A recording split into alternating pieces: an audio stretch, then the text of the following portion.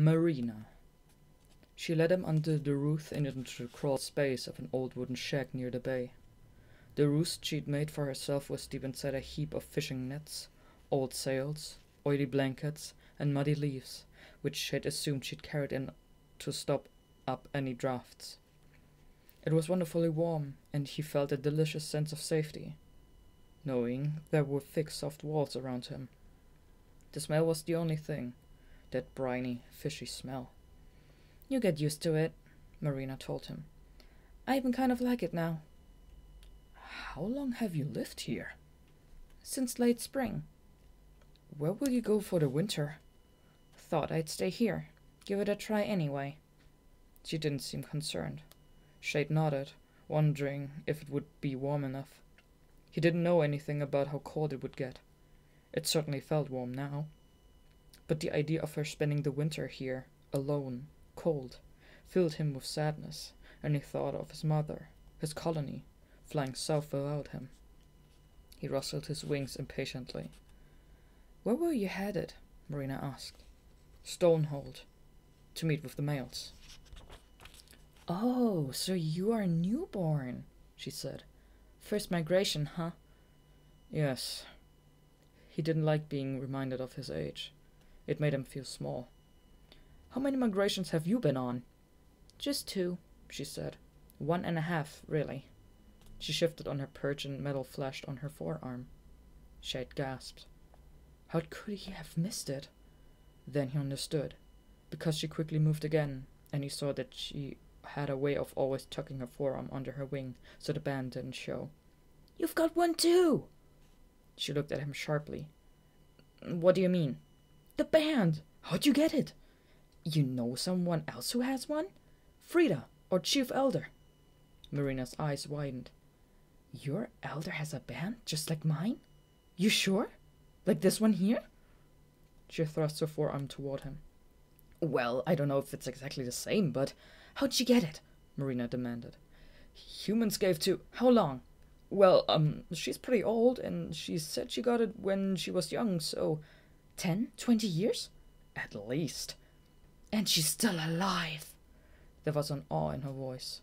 Shade frowned. "What do you mean?" "They said it kills you," she said, but she was smiling. "Who?" "The Brightwing Elders." Shade shook his head. "But Frida never said..." "Are there any other Silverwings who have bands?" "A bunch of the males. They got banded last year." "Why?" "And they're still alive too?" "Some of them," he said tightly. "Others got killed." "How?" she demanded. "By owls." "So maybe my elders were wrong," Marina muttered. "Maybe it doesn't always kill..." Shade couldn't stand it anymore. "What are you talking about? This!" Marina exclaimed, waving her banded forearm. "This is why I'm here. Alone." She took a deep breath. "Listen. This last spring I was with my colony down south. I just finished my first hibernation and we were traveling back to our summer roosts. Me, my mother and father. Everyone." She paused to catch her breath, and Shade knew she'd waited a long time to tell this story to someone. "One night I'm hunting along the river, chasing a tiger moth. I'm a long way from the others, and all of a sudden, smack! My wings are all tangled up in some kind of giant web. I didn't even see it with my echo vision. I struggle, but I can't get free. Then 2 humans appear on the riverbank and start pulling the web in toward them. Their faces they're blazing with light, like the moon or the sun." Shade felt his heart purring furiously. Was this what happened to his father? Was this how he'd received his band? Maybe these humans were the very ones who'd banded Cassiel. "What happened next?" he breathed. "One of them plucks me from the net and holds my wings pinned to my sides. Incredible, his strength. I mean, I've never been more scared in my life. I don't know what I'm thinking. Then I'll get eaten, I guess. I don't know. So I'm struggling and twisting, and I try to bite his hand, but my teeth can't get through. He's wearing something over them, tough like animal hide. They keep hold of me, but they're gentle. They stroke my fur like they're trying to calm me down." Did you talk to them? Shade asked. I tried, but it's no good. They didn't understand me. They're talking to each other in these big, slow voices like thunder. And I can't figure that out either. So after a while, I just gave up. One of them holds up my right wing, and the other one, he takes this band of metal and fastens it tight around my forearm. So they touch me once more on the head, Marina said, and then let me go. I feel... I can't explain it. Like something special has happened to me. So I fly back to the others, all excited. But when my mother sees me, she just stares at the band and starts to cry, and my father just gets this hard look on his face. And there's other bats who take one look at me and fly off scared. Shade shook his head in confusion. But why? Marina nodded, scratched at her nose. They thought I was tainted. I mean, I didn't know anything. I'd never heard a thing about these bands. My mom and dad took me to the elders, and I heard it all. It turns out, years ago, a few of the other Brightwings got banded, and they all died or vanished. The stories I heard. One of the bats had his wing rot and fall off. Another bat just caught fire and burned alive. Shade felt sick, thinking of his father. Was this what happened to him? And the other banded bats who disappeared? Maybe it was the bands that killed them, and not the owls at all. But this doesn't make sense, he said aloud, wanting to reassure himself. Frida didn't say anything about it, and nothing's happened to her. You're fine too, and you've had the band for months. Maybe they're just stories. I don't know, said Marina. But the elders told me the band was cursed, and that there was nothing I could do. They told me I was... what was the word? Unclean. That's it. I'd been marked by the humans, and I would only bring bad luck to the colony. So they drove me away. No, Shade gasped. Your mother and father? They couldn't. There was nothing they could do, Marina sighed. They were scared too. I had to say goodbye.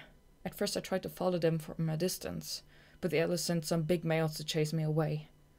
And eventually I got lost. Shade could only shake his head in horror. The thought of his own mother, letting him be driven away. It was too painful to bear. It was like a bad dream, Marina said. The first few days I'd kind of forget in my sleep, and I'd wake up and glance around and I was alone. A few times I ran into other bats, but they took one look at my band and turned tail. By this time I'd hit the coast, and I figured I didn't have long to live anyway. I guess I must have been feeling dramatic, because I figured I'd just fly over the ocean and end it all. So I started out and kept saying to myself I'd dive into the water, but it just looked so darn unfriendly. So I thought I'd fly out a little more, and then do it, but just couldn't quite get the nerve up. All that water, you just knew it was freezing cold. And by then I was so far out there was no turning back. I was downright scared then. Luckily I caught sight of the island and made it before my wings gave out. And here I am. I mean, it's not so bad. There's plenty to eat and not a lot of competition. She had cast his echo vision over her band, lingering over the strange human markings. That thin silver ring closes so perfectly around her forearm. He remembered the beautiful blazing circle of the sun's light and felt soothed. It was part of the promise, a sign. It was impossible the band could be anything bad. "You're so lucky," he murmured, then winced in regret.